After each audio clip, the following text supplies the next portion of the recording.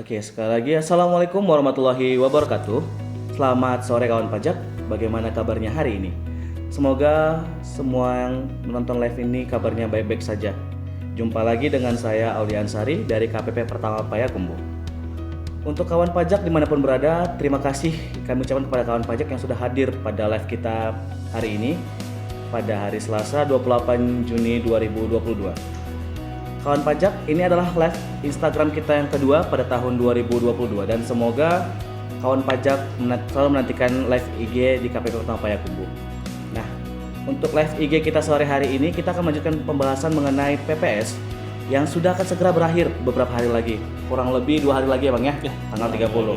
Nah, kali ini kita ditemani oleh narasumber kita yaitu Mas Sandi Octavio selaku fungsional asisten penyuluh pajak di lingkungan KPP Pertama Payakumbuh. Bagaimana kabarnya hari ini Mas Sandi? Ya, Semoga dalam keadaan sehat ya. Oke, kawan pajak, kita langsung ngobrol aja dengan narasumber kita. Kisaran beberapa bulan yang lalu kita sudah bahas tentang latar belakang, masa berlaku, manfaat apa yang akan didapat, kemudian apa perbedaan kebijakan 1 dan kebijakan 2, sanksi dan juga cara lapornya. Masih ingat gak kawan pajak? Nah, sekarang kita bahas tentang cara ngitungnya yuk. Gimana cara ngitung pajak yang dibayarkan melalui program PPS ini? Oke, baik. Terima kasih atas kesempatannya Bapak Aul, Ya. Mas Aul ya. Ya. Kawan pajak seperti yang sudah kita sampaikan beberapa minggu yang sebelumnya, bahwa BPS itu ada 2 kebijakan ya, ada kebijakan 1 dan ada kebijakan 2. Nah, untuk menghitung pajak penghasilan finalnya itu adalah dengan mencari dari nilai bersih harta tersebut. Nah, sebelumnya kenapa namanya di sini pajak penghasilan, tapi yang kita nilai itu hartanya, Mas Aul. Nah, kenapa ya? Karena gini, ketika wajib pajak menyampaikan SPT tahunannya, baik tahun 2016, 17, 18, 19, dan 20, itu sudah melaporkan penghasilannya dan harta yang dimiliki. Dan ketika kita DJP dari kantor pajak menemukan bahwa wajib pajak masih memiliki harta yang lainnya, maka dianggap bahwa wajib pajak tersebut memiliki penghasilan lain untuk memperoleh harta tersebut. Makanya pajak penghasilan dari PPS ini itu ditentukan melalui harta, seperti itu Mas Aul. Dan untuk perolehannya, untuk yang kebijakan 1 dulu, bahwa nilai bersihnya itu setelah dikurangi nilai harta dikurang hutang ya masalahnya. Jadi nggak langsung saya punya mobil 100 juta langsung dimasukin, enggak, dikurangi dulu dengan nilai hutangnya. Kalau tahun 2000 kalau untuk kebijakan 1 maka kita ambil hutang nya itu paling per 31 Desember 2015 untuk kebijakan 1. Nah, untuk kebijakan 2, nilai hutang yang kita ambil itu tanggal 31 Desember 2020 ya. Dan nilai hutangnya itu nggak semuanya dimasukin. Nah, untuk kebijakan 1 itu orang pribadi hanya 50%. Dan nilai hutang ini adalah nilai hutang dari harta yang dimiliki tadi yang akan dilaporkan, bukan hutang keseluruhannya masalahnya. Jadi hutang atas aset tersebut ya, dan itu paling banyak itu 50%, dan untuk badan itu 75%. Nah, kembali kalau untuk kebijakan 2 itu pokok hutang. Jadi pokok hutang dari harta tadi itu sebenarnya hampir sama ya, cuman perbedaannya adalah untuk kebijakan 1 itu dibatasi 50%. Nah, untuk kebijakan 2 itu nilai langsung pokok hutangnya berapa atas barang tersebut. Nah, dan juga kalau misalkan hutangnya dalam bentuk falas, maka itu menggunakan kurs KMK dari tanggal akhir tahun pajak tadi, yang untuk kebijakan 1 itu 31 Desember 2015 dan untuk kebijakan 2 itu 31 Desember 2020. Oke, nah, baik. begitu Nah, Mas Aul. kalau pedoman nilainya gimana ya Mas? Nah, kalau untuk pedoman nilainya, kebijakan 1 itu nilai nominal untuk kas dan setara kas. Yang pertama ya, NJOP untuk tanah dan bangunan, ya kan? Dan NJKB untuk kendaraan bermotor, Mas Aul.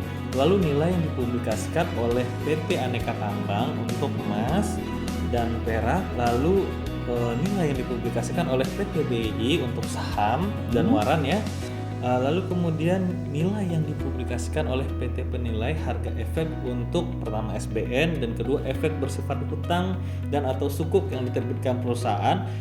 Dan misalkan dalam hal tersebut tidak ditemukan nilainya, maksudnya kita mau ngambil nilai yang mana, itu wajib pajak menggunakan nilai hasil penilaian dari KJPP atau Kantor Jasa Penilai Publik. Nah, ini biasanya dipakai untuk perusahaan-perusahaan, Mas Saul.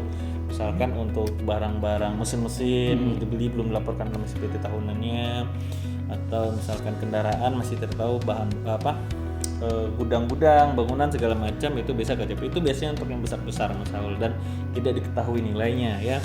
Lalu kalau untuk kebijakan 2 itu berdasarkan dari nilai perolehan atau harga beli barang tersebut, harga diperoleh barang yang kita punya tadi di tahun 2016 sampai tahun 2020. Dan misalkan tidak diketahui nilainya, maka yang kita gunakan itu nilai wajar per tanggal 31 Desember 2020 dari nilai harta tersebut.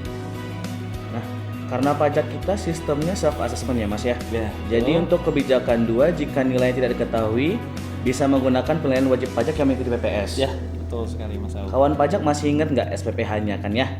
Itu loh surat pemberitahuan pengungkapan harta. Nah, apa saja nih kelengkapan dari SPPH ini Mas? Oh baik, jadi ini Mas Saul, betul.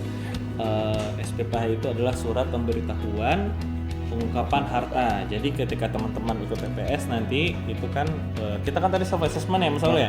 Kita kalau ibaratnya pajaknya kita hitung sendiri, bayar sendiri, lapor sendiri ya kan.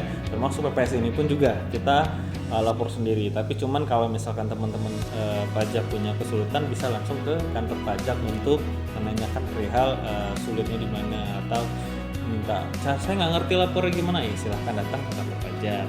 Dan untuk kelengkapannya itu kalau di sistem Mas Saul itu pertama yang jelas masukin nomor ETPN-nya. Kalau misalkan kita sudah bayar, nanti kalau misalkan nih Mas Saul bikin PPS-nya, lapornya lewat DJP online, lewat langsung dari PDF-nya itu nanti ada pilihan yang Mas Saul ketika sudah selesai kita laporkan, itu ada pilihannya apakah Mas Saul mau bikin billing sendiri atau dibikinin billingnya dari sistemnya. Nah, kalau misalkan dibikin dari billingnya dari sistemnya, nanti otomatis keluar kode billingnya berapa, nominalnya berapa, itu otomatis dihitung langsung. Jadi kita tinggal bayar aja ke bank atau pos. Dan kalau misalkan bikin sendiri itu agak riskan, saran saya enggak. Nanti kita bahas di selanjutnya ya, yang untuk masalah pembayaran. Nah, pertama tadi artinya NTPN ya, artinya kita bayar. Lalu kemudian daftar rincian harta bersih ya, daftar rincian harta bersih itu apa aja. Nanti kita masukkan, misalkan kalau kendaraan mungkin STNK ya Mas Saul ya. Kalau rumah mungkin sertifikat tanah ya. Nah, mungkin seperti itu. Lalu kemudian daftar hutangnya apa aja, misalkan minjem di bank, apa bukti kita minjem di bank, apakah SK kita digadaikan atau misal mobil kita digadaikan, itu Mas Saul ya. Nah, itu dimasukkan. Nanti ada satu lagi, kalau misalkan kita punya harta nih di luar negeri, misal kita punya apartemen di Malaysia atau Singapura, itu kita membuat surat pernyataan repatriasi namanya, yaitu bahwa membawa harta kita yang di Singapura atau di Malaysia ke Indonesia. Nah, itu ada surat pernyataannya. Dan kalau misalkan Mas Aul nih ikut TPS nih, harta yang tadi itu sudah ketemu sama kita atau mau diungkapkan di kita secara sukarela, itu bisa diinvestasikan dengan tarifnya lebih rendah ya. Tarifnya lebih rendah kalau misalkan investasi. Kalau kebijakan 1 seingat saya 6% atau 8% itu ya. Lalu untuk kebijakan 2 itu nggak salah saya 11%. Memang lebih rendah. Cuman ada setelah itu Mas Aul harus melaporkan lagi, ada kewajibannya lagi, yaitu melaporkan bahwa harta tersebut sudah diinvestasikan. Seperti itu. Nah, untuk kebijakan 2 ini tadi itu berlaku untuk kebijakan 1 dan kebijakan 2 Mas Saul ya. Cuma untuk kebijakan 2 ada tambahannya Mas Saul.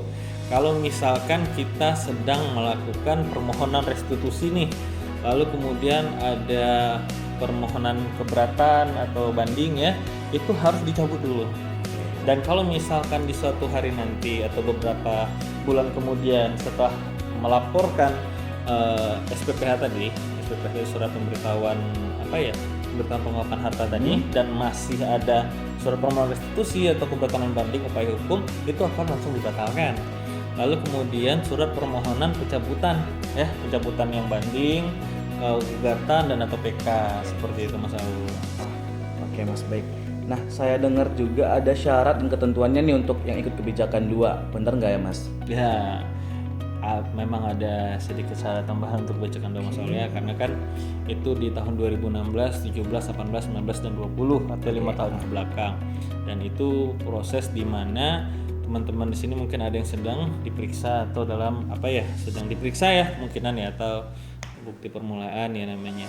Nah, persyaratan adalah teman-teman sedang tidak diperiksa atau dibukper untuk tahun pajak 2016, 17, 18, 19 dan 20. Lalu kemudian tidak sedang menjalani penyidikan dalam proses peradilan dan atau menjalani tindak pidana di bidang perbajakan Mas Aul. Dan syarat-syarat umumnya secara umum artinya untuk kebijakan 1 kebijakan 2 itu pertama ber-NPWP, membayar PPh final, menyampaikan SPT tahunan orang pribadi tahun 2020 dan mencabut permohonan restitusi dan upaya hukum kalau ada. Nah, satu lagi nih Mas Aul untuk teman-teman ketahui bahwa harta atau yang kita dapat ya dari kantor pusat atau misalkan dari AEOI namanya itu yang kita kerja sama nasional maupun internasional, itu melekatnya bukan pada NPWP tapi berdasarkan ini Kak. Ada orang yang baru daftar NPWP awal tahun 2022 tapi dapat PPS. Kenapa? Karena ternyata dia punya kita punya data bahwa dia punya kendaraan beli mobil tahun 2019 dan dia baru punya NPWP, artinya kan belum lapor SPT tahunannya. Nah, maka pada saat itu dianggap bahwa wajib pajak tersebut sudah memiliki penghasilan dari sebelum tahun 2019 karena buktinya di tahun 2019 wajib pajak tersebut bisa beli mobil. Artinya kan wajib pajak tersebut sudah menjadi wajib pajak gitu ya. Karena persyaratannya pertama warga negara Indonesia, sudah punya KTP dan punya penghasilan. Itu kan syarat minimal objektif subjektif dari NPWP. Mungkin kira-kira persyaratannya seperti itu Mas Aul. Oke. Nah, dari tadi kan ada disebutkan pembayarannya nih Mas ya. Iya. Kalau untuk pembayarannya bisa dilakukan dengan pemindah bukuan nggak sih Mas? Nah, itulah khususnya ya untuk PPS ya. PPS itu tidak bisa dipindahkan. Jadi kalau misalkan ada teman-teman pajak yang nggak sengaja bayar nih manual, kan tadi kita udah sampaikan ada 2 pilihan, yang mau bayar sendiri atau lewat sistem. Nah, kalau misalkan teman-teman pajak bayar sendiri dan melakukan kesalahan, itu tidak bisa dipindah bukukan. Atau misal teman-teman pernah ada lebih bayar di sebelumnya, mau dipindahkan ke PPS itu nggak bisa.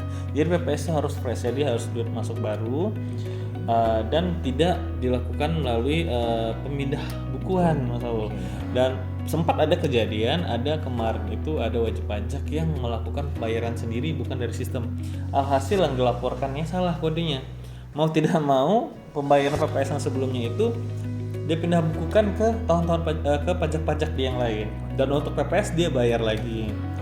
Nah, untuk kodenya sendiri itu masuk ke PPh final yaitu 41128 dan untuk kebijakan 1 itu KJS-nya 427 dan untuk kebijakan 2 itu 428 dan pembayarannya itu melalui bank, melalui pos atau lembaga persis lainnya menggunakan kode billing. Nah, untuk pembayarannya berarti dibedakannya Mas ya antara kebijakan 1 dan kebijakan 2. Iya, betul. Nah, di minggu lalu kita juga udah sempat bahas nih mengenai pembetulan SPPH. Kebetulan ketentuannya itu gimana ya Mas Andi?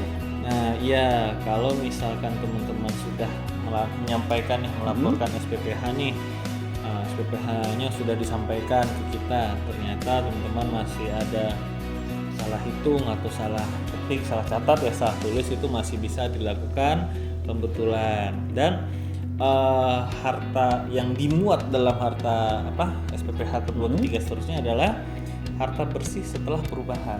Jadi maksudnya seperti apa? Jadi harta-harta misalkan Mas Aul mobil punya tapi belum melaporkan SPT. Nah, ternyata mobil Mas Aul ini ada salah input nama atau salah input nomor kepemilikan di STNK ini. Nah, maka harta yang berikutnya adalah perubahan dari harta tadi. Kalau misalkan memang tidak ada yang dirubah, artinya tidak ada perlu yang melakukan perubahan. Dan kemudian kalaupun misalkan ada ternyata setelah kita lapor kita baru ingat ada harta lain yang belum dilaporkan Mas Saul. Nah, itu untuk SPPH 1, 2, 3, 4 itu masih bisa dilakukan. Kalau misalkan ada harta-harta yang belum dilaporkan sama sekali. Mungkin seperti itu. Dan satu lagi Mas Saul itu kalau untuk perubahan bukan hanya sekedar menambah ya, tapi bisa mengurangi juga. Berarti bisa dihapus ataupun bisa dikurangi. Betul. Nah, tadi kan kita disebutkan bisa dihapus atau bisa direvisi. Betul. Kalau seumpamanya pas kita revisi ada kekurangan bayar itu gimana Mas? Nah, ini kekurangan bayar itu biasanya kejadian kalau misalnya menambah harta nih, menambah harta atau merubah kebijakannya. Maksudnya kebijakan tarifnya. Ya. Awalnya kan kita hanya contoh misalnya punya harta yang luar negeri tadi tarik ke sini itu tarifnya 14%. Harta di luar negeri yang disebutkan itu 18%, dibawa masuk ke Indonesia itu 14%. Nah, ternyata harta yang Mas Aul tadi yang di luar negeri berubah pikiran nih. Wah, hartanya saya bawa masuk ke Indonesia aja. Artinya tarifnya kan turun. Tarif turun artinya mungkin itu ada kelebihan bayar, atau bisa sebaliknya, atau Mas Aul sebelumnya sudah mau bawa ke Indonesia tapi ternyata nggak usah lah biar aja luar negeri, artinya kan ada kurang bayar tarifnya, yang sebelum 14% sudah bayar 18%. jadi 18%, itu kan ada kurang bayar. Nah, kalau untuk yang lebih bayar itu bisa dipindah bukukan atau minta pengembalian, dan kalau kurang bayar ya silahkan melakukan pembayaran sesuai dengan nilai yang kurang tadi Mas Aul. Jadi harus dilunasi terlebih dahulu baru bisa mengirim untuk SPPH 2, 3, 4 dan seterusnya. Kalau kurang bayar harus dibayar. Ya. Nah, kalau lebih gimana Mas? Kalau lebih ya bisa melakukan pemindah bukuan atau di permohonan permintaan kembali. Cuman kalau memang sedikit kalau permohonan pengembalian itu sedikit lebih lebih lama prosesnya karena dilakukan pemeriksaan terlebih dahulu gitu Mas Aul. Artinya nggak ada yang dirugikan ya Mas ya? Nggak ada. Nah, kalau untuk pencabutan ada nggak Mas ketentuan ini? Nah, kalau misalkan nih Mas Aul, contoh tadi kan ada harta luar negeri gitu kan, cuman Mas Aul berpikir seperti ngapain aku TPS gitu ya, ngabisin duit gitu kan ya, kayak ini nggak usah lah, emang kadang orang pajak tahu kita punya harta di sana gitu kan. Nah, itu pemikiran yang nggak boleh ya teman-teman ya. Cuman ya ketika teman-teman tidak jadi ingin mengikuti PPS, itu teman-teman silahkan melakukan pembetulan SPPH, apakah itu yang kesekian kalinya, itu hartanya diisi dengan nol. Jadi yang awalnya kita bikin ada rumah, motor, segala macam yang masuk di PPS itu dihapus semuanya, lalu dikirimkan, maka itu dianggap teman-teman tidak mengikuti PPS dan SPPH-nya akan dicabut. Dan akibat pencabutannya PPH yang lebih, artinya kan harusnya yang terutang tadi nggak ada dong. Tapi teman-teman sudah bayar pajaknya, nah itu bisa dilakukan pemindah bukuan atau pengembalian. Dan berarti bisa dikembalikan untuk kelebihannya ya Mas ya? Bisa. Nah, kalau seumpamanya dicabut, ada nggak konsekuensinya? Nah ya, kalau teman-teman misalkan sudah mencabut SPPH yang tadi atau sudah jadi teman-teman hati-hati ya, maksudnya untuk mengirim, memang prosesnya nggak gampang ya, maksudnya ada kode verifikasi, nggak mungkin secara tidak sengaja kirim 0 ya. Cuman kalau misalkan teman sudah mengisi 0 artinya tidak mengikuti PPS, maka ada beberapa konsekuensinya teman-teman, ada 5 konsekuensinya. Yang pertama, esket sebelum pencabutan SPPH batal demi hukum. Jadi ketika teman-teman telah menyampaikan SPPH itu ada esketnya. Esketnya itu batal. Yang kedua, esket pada saat pencabut SPPH merupakan bukti pencabutan SPPH. Jadi kan kita lapor SPPH lagi nih, yang 0 semuanya, kita dapat esket lagi. Nah, itu bukti bahwa teman-teman pajak tidak mengikuti PPS. Ya.